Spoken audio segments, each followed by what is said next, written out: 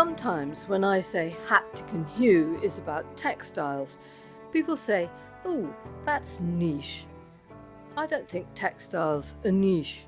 I think they're central to our history and culture in ways which are often not well explained and which haven't reached the standard textbooks. Are sails niche?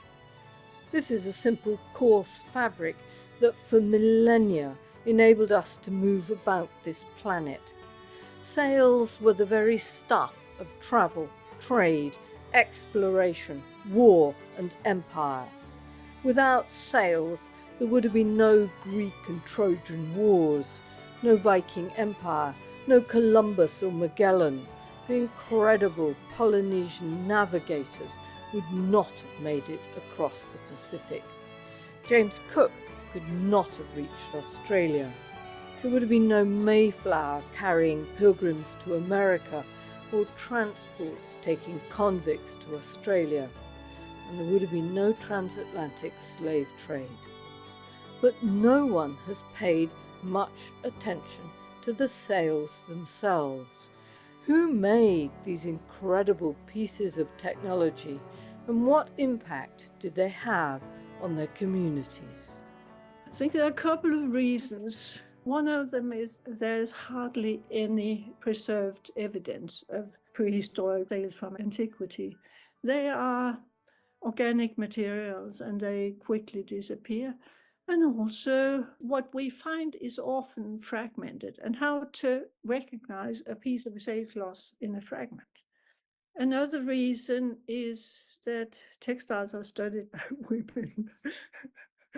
It's also because the Industrial Revolution has meant that textiles are now produced in huge numbers. We have forgotten the relationship between labor and raw materials because we can go to the shop and buy a nice dress or whatever for hardly any money, made in Bangladesh or whatever. It's made by badly paid people in other parts of the world. And the raw materials are rarely the traditional ones like flax or wool, or it's polyester. Professor Lise Bender-Jorgensen is an internationally regarded expert in prehistoric textiles.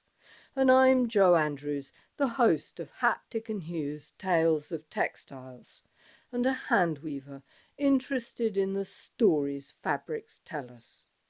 Often the hidden hands that fashion fibre and cloth into something useful and beautiful have something new to tell us about ourselves and our communities.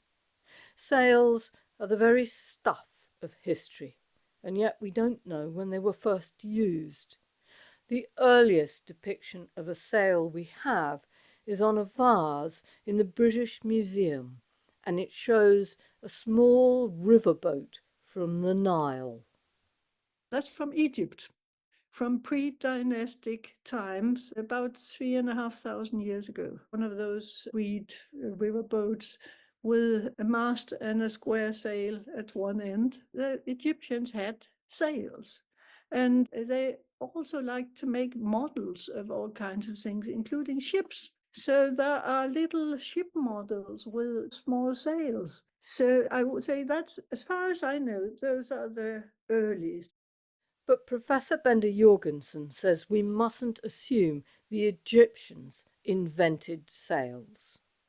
It's always very difficult to argue from a lack of evidence. I would say we have evidence from Egypt. We haven't from, as far as I know, from anywhere else. But inventions rarely only appear once. We've seen that with a lot of archaeological things, like agriculture, that for long it was thought it all started in the Near East. But then when American archaeologists started looking in their region, there was also the invention of agriculture. And of course, agriculture has been invented many places. You should never say never. And they could easily have invented sails other places, like in Mesopotamia or China is often very early with a lot of things. But if we haven't got any evidence, we can't say so. But the oldest piece of actual sailcloth we have comes from around 2,000 years ago. Fragments of a sail survive because it was torn up and used as packing for a mummy, a lovely piece of repurposing. Others come from the Red Sea and also date from Roman times. Several pieces were discovered in a port called Berenike, near the Egyptian border with Sudan. Textile specialists working on remains from an ancient rubbish heap, Felicity and John Peter Wild, recognized that what they were looking at was a sail.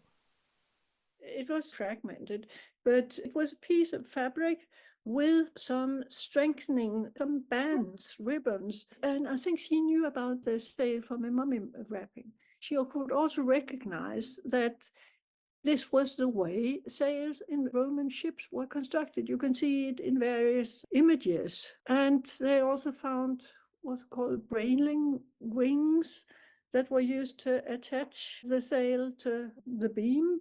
Then, at the same time, another team were excavating at Myos Hormos, the other Roman port on the Red Sea. And of course, they found similar. Once they were recognized, you can find more. The port of Berenike was founded by the pharaoh Ptolemy II to import war elephants to Egypt, which must have been an incredible sight.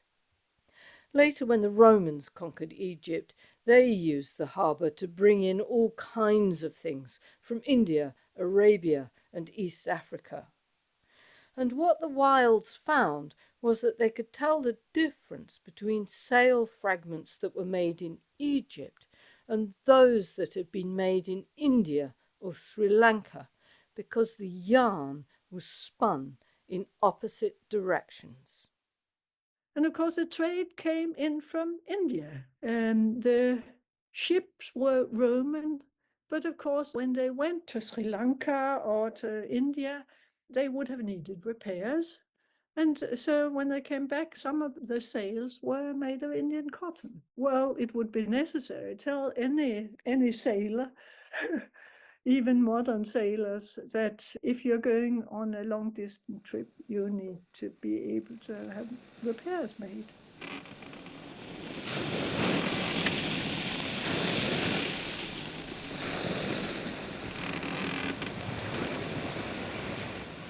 And flashing-eyed Athena sent them a favourable wind, a strong blowing west wind that sang over the wine-dark sea.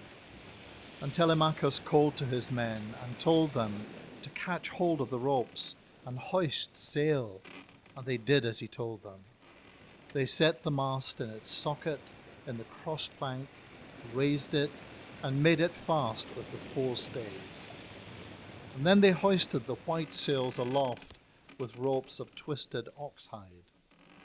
As the sail bellied out with the wind, the ship flew through the deep blue water, and the foam hissed against her bows, and she sped onwards. Then they made all fast throughout the ship, filled the mixing bowls to the brim, and made drink offerings to the immortal gods, but more particularly to the grey-eyed daughter of Zeus. Thus the ship sped on her way through the watches of the night, from dark till dawn.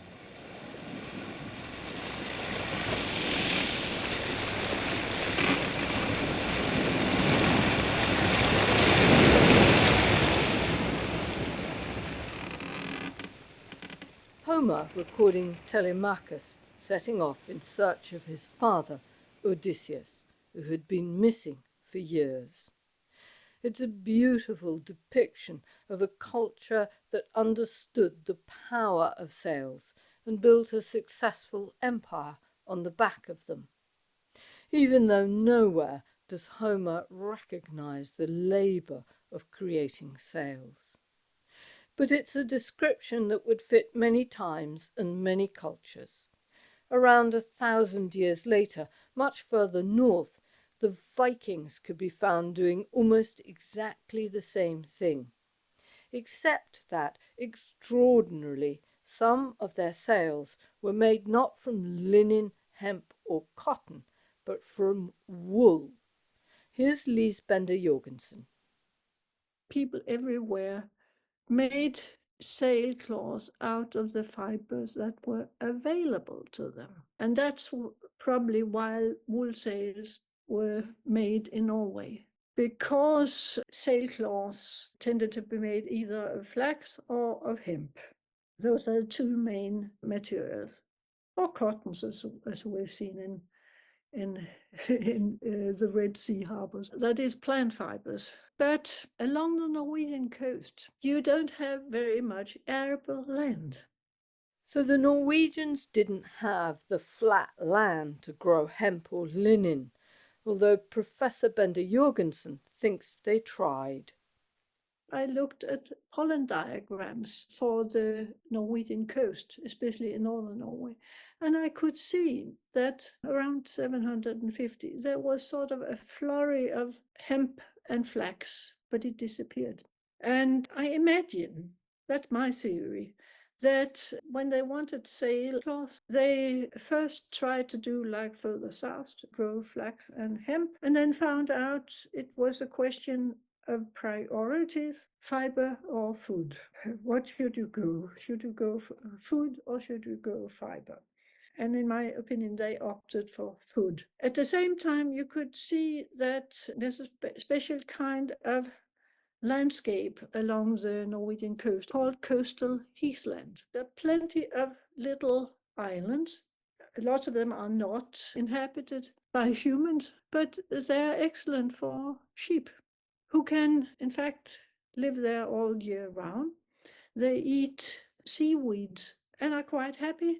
At that point, around 750, you can see that the coastal heathland, it grew. So that's why I think in Norway, they probably did a lot of wool sails because that was the fiber they could make without much problem.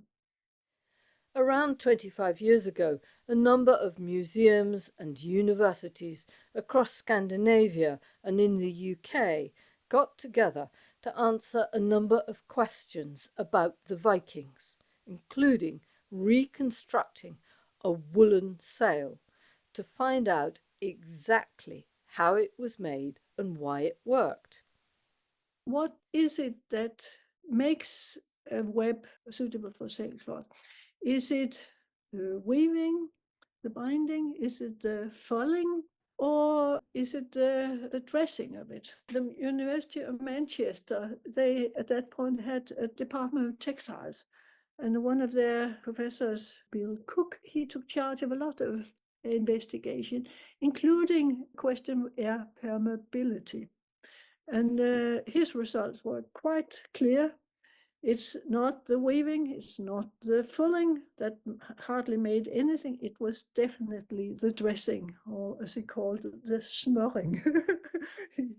He had adopted a Norwegian word, which was a combination of tallow and fish oil and ochre. It's amazing how far good wool, tallow, fish oil, and ochre can take you. But what is also interesting is that this project enabled Professor Bender Jorgensen to understand some of the incredible labour that went into equipping a Viking warship. Her estimates show that for just one ship, it would have taken 50 to 60 years of labour, and that at its height, the Viking fleet would have needed 1,000,000 square metres of sailcloth.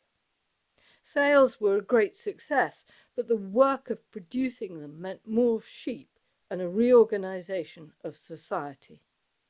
No one is sure how this was achieved. Were the slaves to do the work? Was there a kind of putting out system with weaving workshops organised by the nobility? Lise Bender Jorgensen has a different theory. those who went to Britain, etc., they usually were sort of what we would call noblemen. And they had their followers. And if that was a local nobleman, he would be head of a number of farms and a number of cottages. And then it could be that a cottage should supply so and so much warp yarn a year, another cottage, a similar amount of weft yarn. Maybe one of the smaller farms should weave a length of cloth, etc. In that way, it is not industrial, it's a simpler system and something that's feasible within the household economy in a rural setting. Of course, it would have meant a lot of extra work. So I think it's important not to imagine that you had to make 1 million square meters of cloth. But the point here is that it took a community to turn out a good sail, and certainly to equip a fleet. To me, these really are the hidden hands of history. The creation of sails has changed the tide of human events over and over again. But the Viking, Egyptian, or Greek spinners and weavers, most of whom would have been women, are forgotten, erased from the record, whereas the explorers and sailors who launched their expeditions on the back of those sails are honoured down the centuries.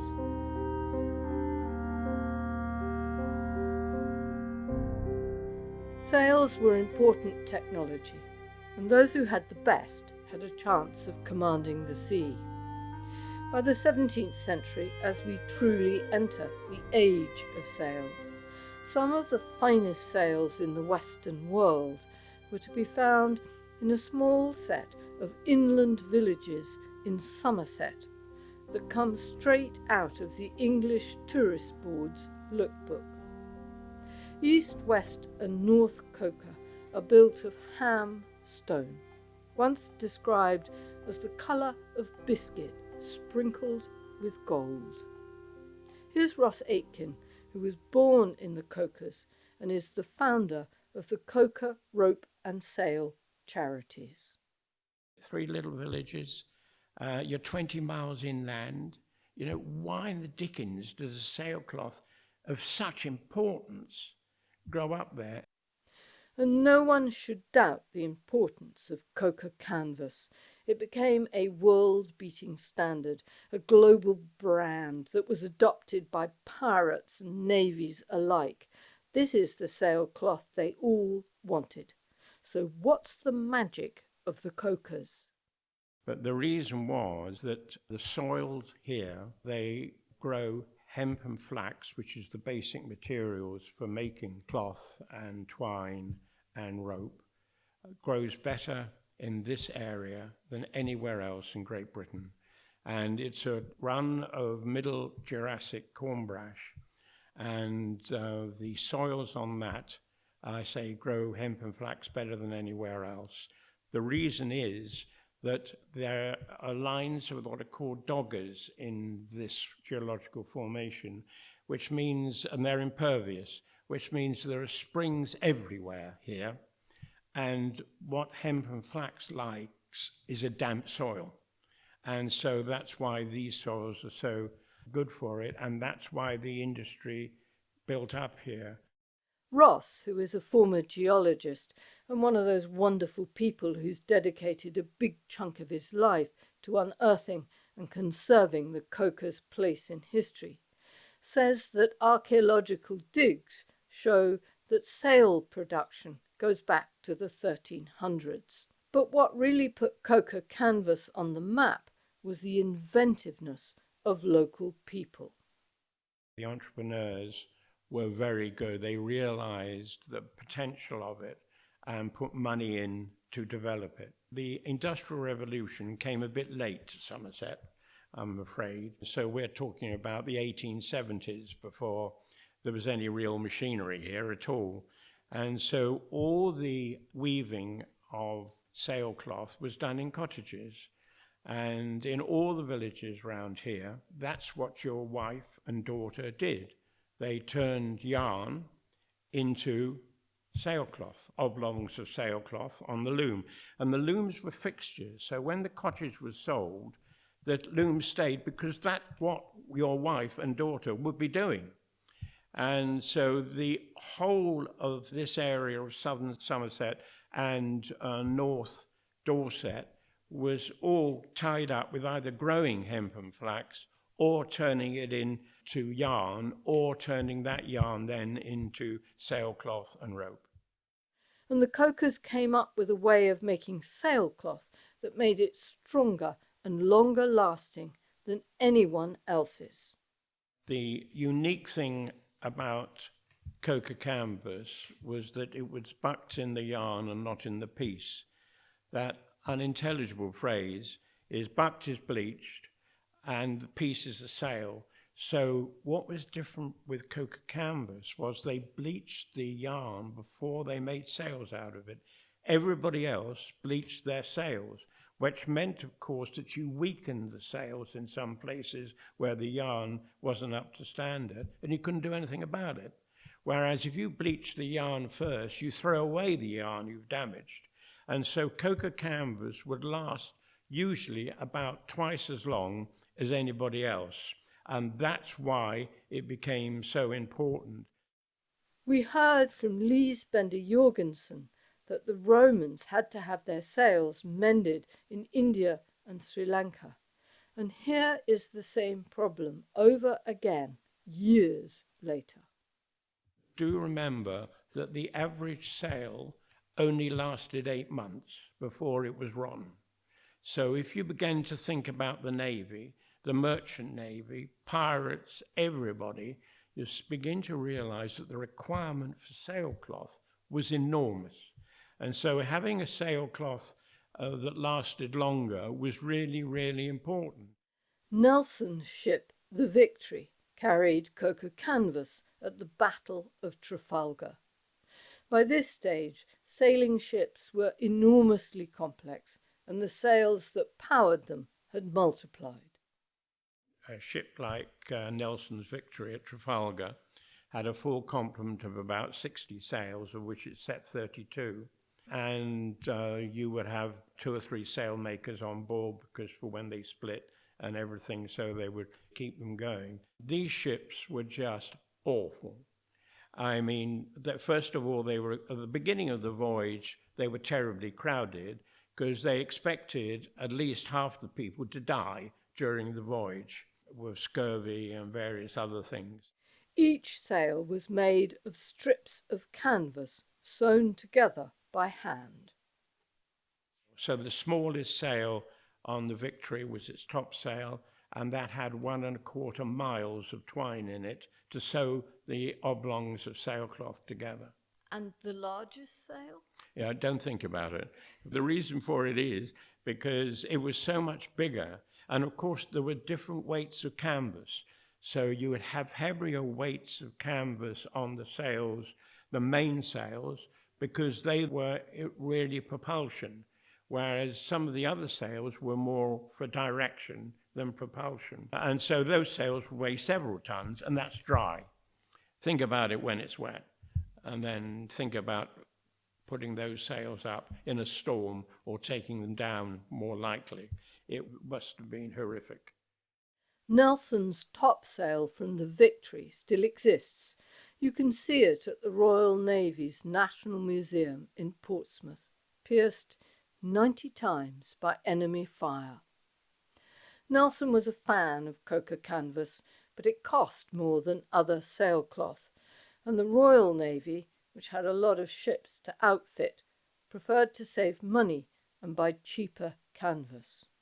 But some US Navy ships were fitted with coca canvas. It was very interesting, actually, because they learned quite quickly it was very useful, and in fact quicker than we did. And in the 1830s, there was a battle between the USS Constitution and a couple of English ships, and the USS Constitution outsailed the English ships it was sailing with coca canvas, and the English ships were sailing with Dutch canvas.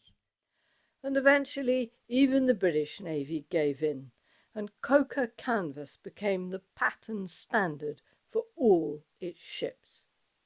The cocas thrived as a centre for sailcloth, and their method of bleaching the yarn first and then weaving the cloth became adopted worldwide.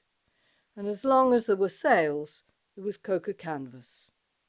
But all good things come to an end, and as the age of steam replaced the age of sail, the cocas had mouths to feed and hands to busy. These small villages did not fail. Instead of making sailcloth, they turned to making twine, string, and rope. First of all, you turn it into yarn and then twine, and the twine then is turned into rope. So in this village alone, there were 6 twine works. And so it gives you an idea of the amount of energy that was going into it. So all that energy that had been for sailcloth was now to make twine that was turned into rope, mainly in Bridport. And Bridport still is at the top of the rope making worldwide. So the arrestor cords for the space shuttle are made in Bridport. If you're keen on tennis, Wimbledon, all the nets are made in Bridport. So the big industry in rope and twine is still there. Ross and I talked at the Old Doors Twine Works in West Coca. Ross and a dedicated community of volunteers have spent many years restoring it to its former glory, including one of the only twine walks left in the country.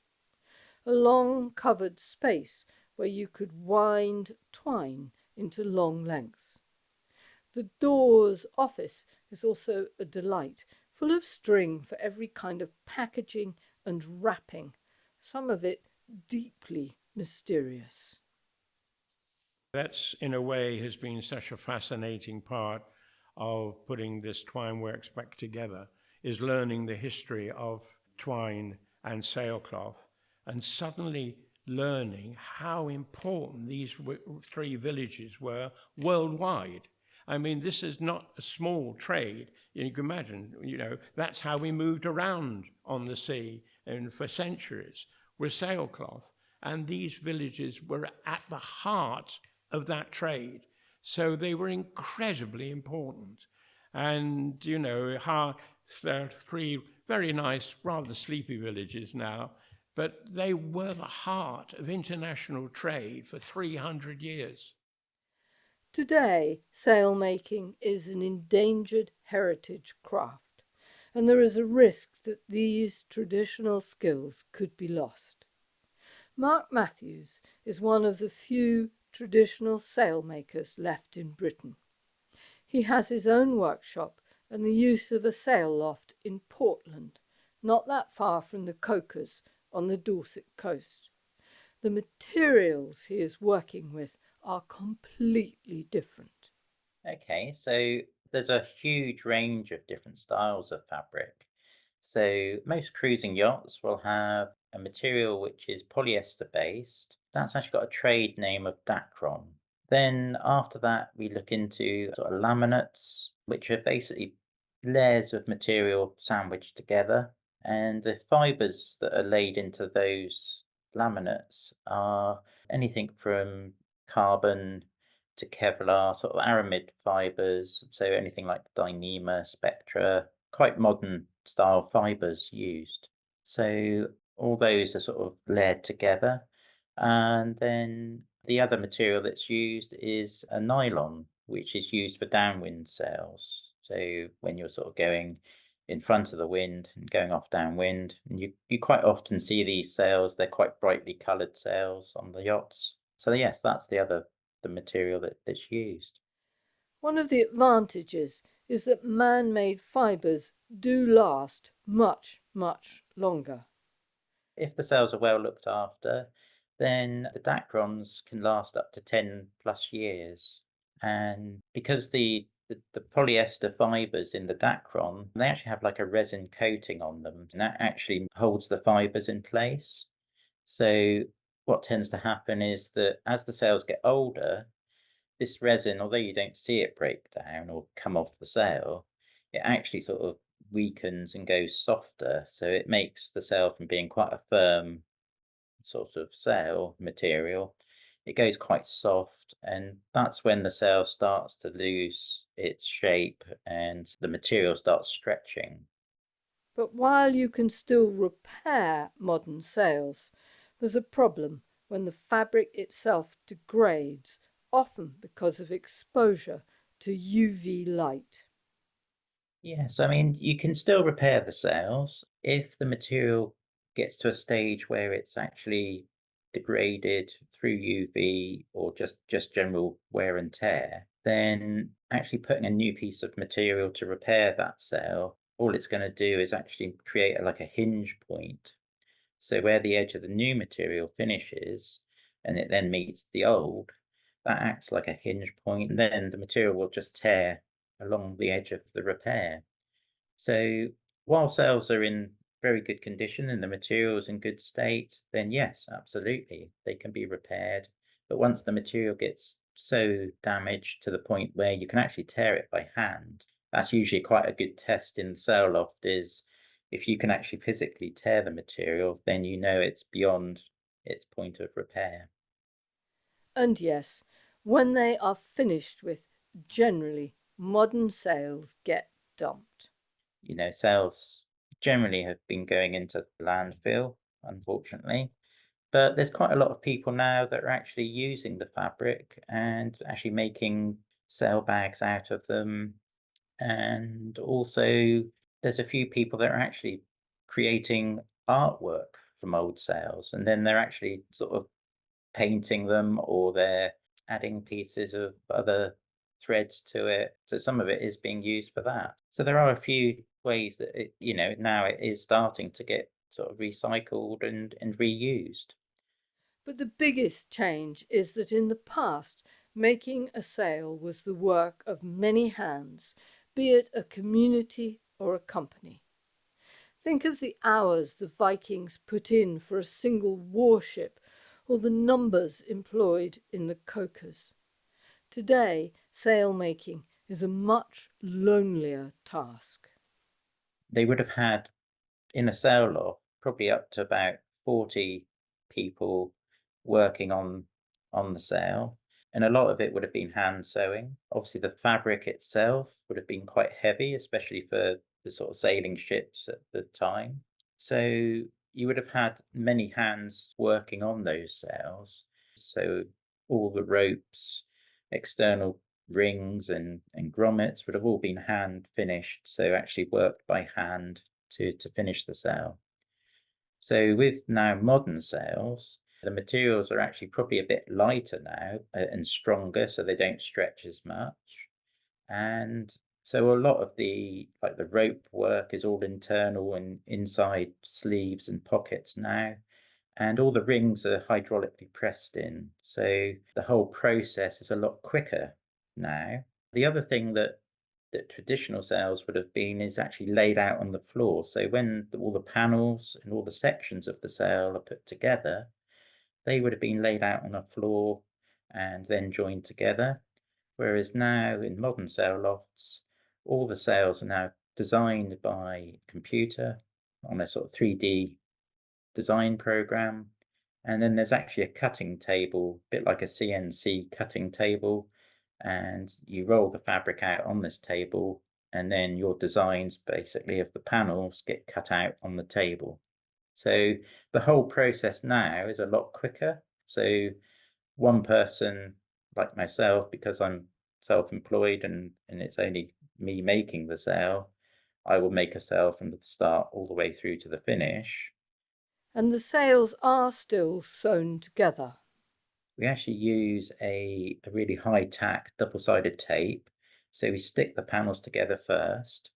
So that holds the material in its shape. And then you have to roll it up, sort of almost rolling up parallel to the join lines or the seam lines. And then, yes, it's very much putting it manually putting it through the machine and sewing the sail up. Yes. So you're a good seamstress. Yes, yes, you could say that. Yes, yeah, I love getting behind a machine and sewing the sails. Yeah, absolutely love it. But apart from the sewing, for Mark, there is still enormous skill in crafting a good sail. Yes, very much so. I think that there's doing all the finishing, what we call the finishing work, which is all the corner rings and all the edging of the sail and all the sort of hardware and components that go onto the sail. And then also I get the joy of when especially if I've made a sail for a boat that's local, I'll actually go and fit the sail on the person's boat. And if the weather conditions are okay, we'll just hoist it up, see it all fits, all okay, and check the shape looks good. It's really nice to sort of see the project all the way through from right at the beginning of the design, all the way through to actually fitting it on the boat. Mark also loves getting out on the water and spotting sails, both those that he has made and those made by others. Shortly, a sail in original style coca canvas may be among them. Ross and his team found by chance an old sample of #1 coca canvas in the British Library. Ross has had it rewoven and Mark is making it into a sail. Mark says that the canvas needs developing into a heavier weight sailcloth, but he's happy to work with the first bolt of the coca fabric. The aim is that we're going to try and get hold of a sailing dinghy, which hopefully we can keep at the twine works. And then I'm going to make a sail for that dinghy, and I'll make it very much the traditional way. And although I'll still use a sewing machine to actually join the panels together and the sections together, but all the edges will be traditionally finished by hand. So you have external ropes, external rings and grommets. And then hopefully, once we've got that sail, we'll put it on the boat and see what it looks like. Then hopefully we'll be able to tow it down, either possibly here to Portland or Lyme Regis. And yeah, it would be great to have the finished sail on a boat that we can actually then launch and then see the sail in action. A sail that, like every other, will be the inheritor of a tradition that is thousands of years old. Something that encapsulates the skill and knowledge of countless unknown hands that made this remarkable piece of technology possible. So the next time you see the wind fill a sail and its seams miraculously hold, remember the work of the nameless people stretching back into the darkness, who made the age of sail and all that it meant possible.